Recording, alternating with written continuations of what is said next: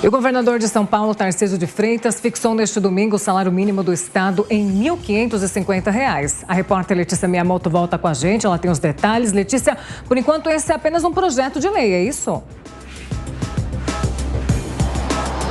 Isso mesmo, Paula. Oi de novo para você, para o Daniel e para todos que nos acompanham aqui no Jornal da Manhã.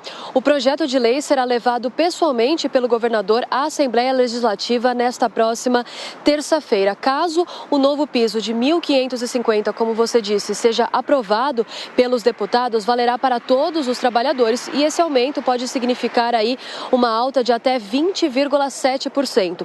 Isso porque atualmente as faixas mais baixas estão entre R$ 1.284 e também e a mais alta de R$ 1.306.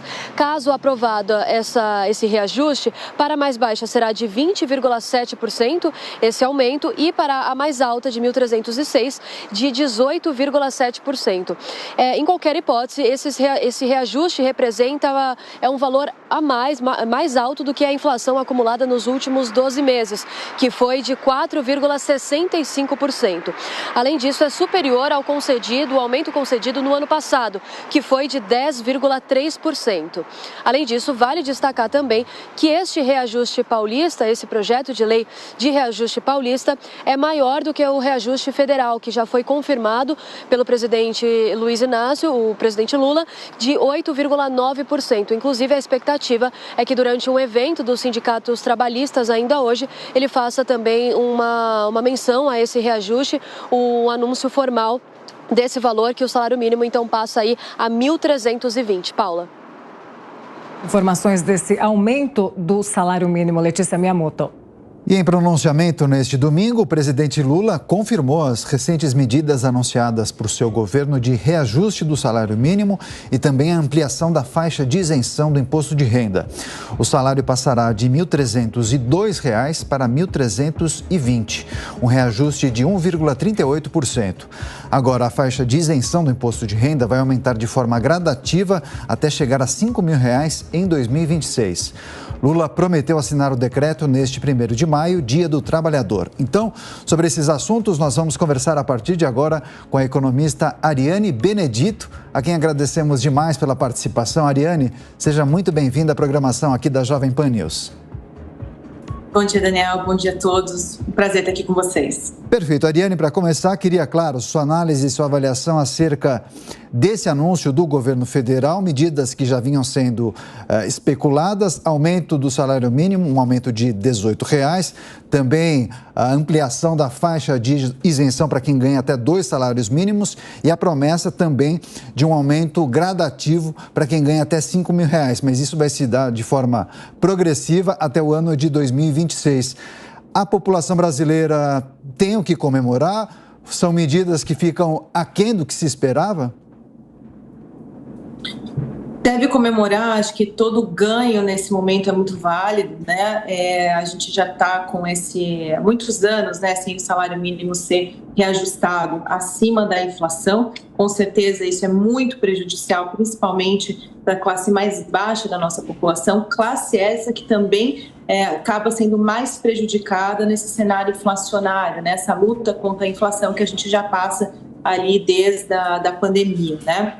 Entretanto, a gente tem alguns riscos ainda no cenário econômico, que é o principal vetor de instabilidade, tanto de segurança jurídica, no caso de política, né, e também do âmbito econômico, que é o fiscal brasileiro. Isso tem um impacto muito grande, isso pode prejudicar ali o andamento, né, dessa discussão que a gente tem hoje e aprovação do texto do fiscal, pelo ajuste que vai ser necessário por parte de arrecadação. Que esse aumento no piso vai dar um impacto significativo no orçamento previdenciário, e isso, se passar também a medida estadual, a gente tem ali também outro impacto a mais ali, né? A gente chama de impacto adicional por lado de transferências dos estados também. Então, para a população, de fato, qualquer ajuste é uma conquista, deve ser comemorado, mas também a gente sabe que não vai solucionar o problema estrutural que a gente tem da diferença ali da inflação acumulada para o período e a defasagem que a gente tem na renda das famílias.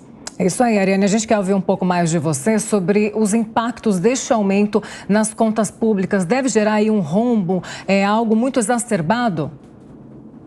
Exatamente, Paula. A gente sabe que ainda não foi colocado de forma clara de onde vem o cálculo de 130 bilhões de arrecadação, que ainda falta para fechar o fiscal, né? E esse reajuste do salário mínimo, os analistas trazem, né, uma média de 42 bilhões de impacto total, já somando, né, o adicional para 2023. E deve ser uma crescente de mais ou menos 6 bilhões para os próximos anos. Então, é um desafio grande, porque a gente sabe que contas previdenciárias dentro do balanço hoje é uma das maiores contas que a gente tem no orçamento público, né? Isso deve trazer aumentar a dificuldade para fazer esse ajuste fiscal tão necessário nesse momento. Isso prejudica todas as outras variáveis da economia e a forma com que vai ser colocado, a gente pode ter um impacto prejudicial anulando esse ajuste de R$18 para a família brasileira.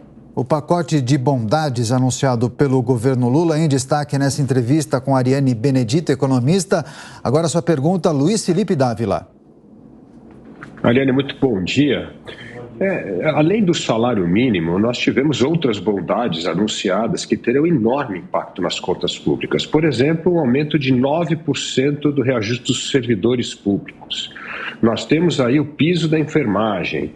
Nós temos o Fundeb fora dessa conta do ajuste fiscal. Ou seja, no momento que o governo tinha que dar sinais de que está preocupado com essa questão do arcabouço fiscal, todos os sinais, na antevéspera de votação do arcabouço fiscal, é pé no acelerador do gasto público. É um negócio inacreditável. E ainda retirar do arcabouço a punição justamente do que a lei de responsabilidade fiscal impunha aos governantes que extrapolasse o teto da responsabilidade fiscal. Ou seja, todos os sinais são muito negativos de que esse governo não tem nenhum compromisso com o ajuste das despesas públicas. Você acha que isso vai ter um impacto muito sério na discussão do arcabouço fiscal no Congresso Nacional, podendo, inclusive, criar dificuldades para o governo aprovar a medida? Com certeza, Felipe. Essa é a tendência, né? Uma piora, porque, como você falou, é o governo colocando o pé no acelerador no momento onde a gente deveria dar um remédio mais amargo para a economia brasileira, né? Porque esse discurso populista de estou ajudando, né? A gente sabe que R$18 para a família, como eu disse, é uma excelente conquista, a gente tem que comemorar todas e qualquer conquista nesse momento.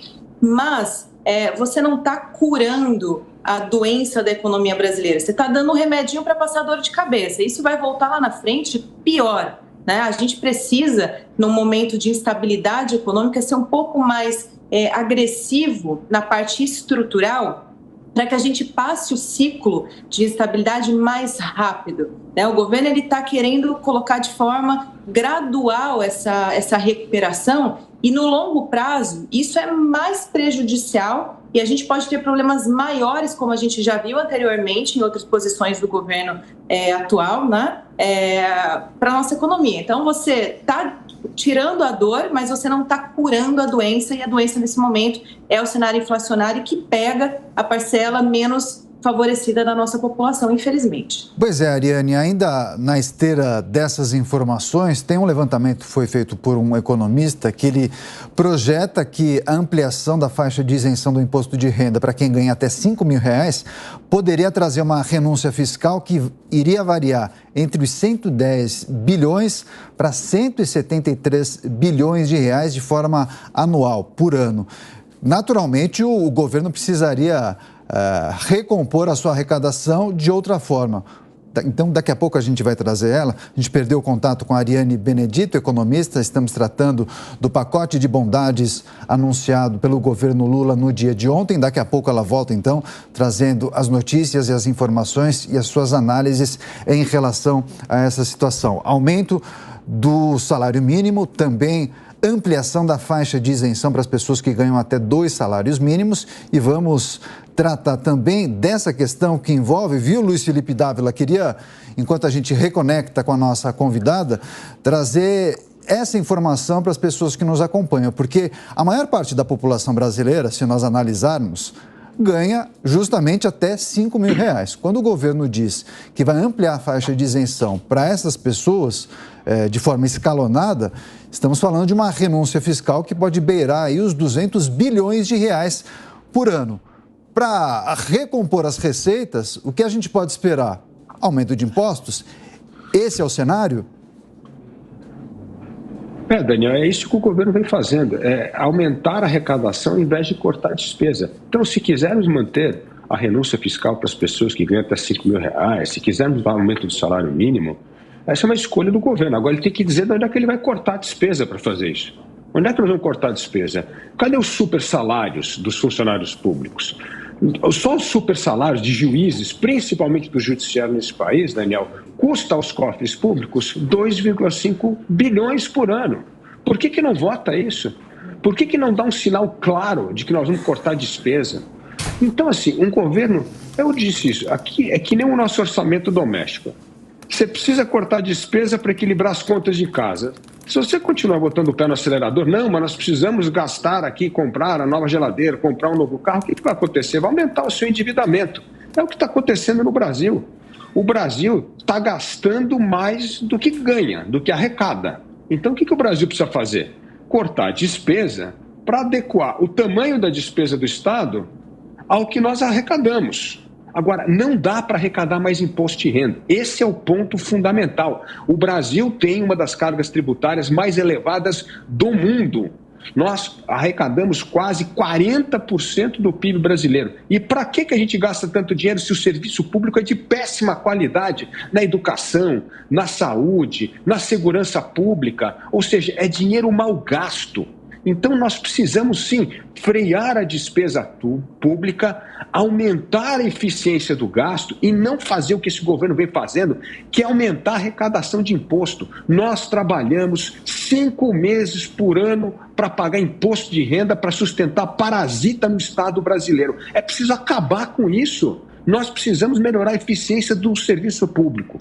De volta com a gente, Ariane Benedito, economista, analisando justamente o pacote de medidas anunciado pelo governo Lula no dia de ontem. E tratávamos justamente, viu, Ariane, sobre essa possibilidade de ampliação da isenção para quem ganha até R$5 mil no imposto de renda, porque alguns especialistas projetam uma renúncia que gira em torno de R$170 bilhões por ano. Quais seriam as consequências de um cenário como esse e de que maneira o governo iria recompor a arrecadação? Dávila aponta que seria uma consequência natural o aumento de impostos, né? Exatamente, esse é o caminho. Devo concordar com Dávila em relação à não necessidade de taxação ou de aumento de impostos, né? A gente tem que lembrar que a base de arrecadação do Brasil é uma das maiores do mundo, né? A gente não tem problema de arrecadação, a gente tem problema de gestão. A gente precisa melhorar a gestão do fiscal brasileiro, né? Como bem o Dávila falou, a gente não pode aumentar o tamanho da máquina, né? A gente precisa ajustar essas contas, tá? E quem paga a conta no final somos nós, né? O impacto nessa questão do imposto de renda é que você vai ter que taxar de alguma forma. E as propostas colocadas é a taxação do setor privado. Isso vai incomodar e a gente depende hoje do setor privado para melhorar as condições de expectativa, que é o que precisa para a gente ter a grande pedida da população e dessa discussão toda em torno de taxa de juros. Sem isso, a gente não consegue trazer de volta a realidade dos juros baixos para o Brasil, um crescimento que eles estão buscando e que é necessário também para ajudar com o fiscal brasileiro, né? Então você tem um descontrole em cadeia por uma política que está indo ao contrário daquilo que precisa ser feito neste momento. Política fiscal mais contracionista não necessariamente precisa vir de taxação. A gente precisa ter os gastos controlados de forma primordial. Novo salário mínimo, faixa de isenção do imposto de renda, perspectivas econômicas, arcabouço fiscal, vários assuntos tratados com a nossa convidada especial, a Ariane Benedito, economista. Muito obrigado, viu, Ariane? Volte mais vezes aqui à Jovem Pan News. Bom feriado e até a próxima. Eu que agradeço. Um bom feriado a todos.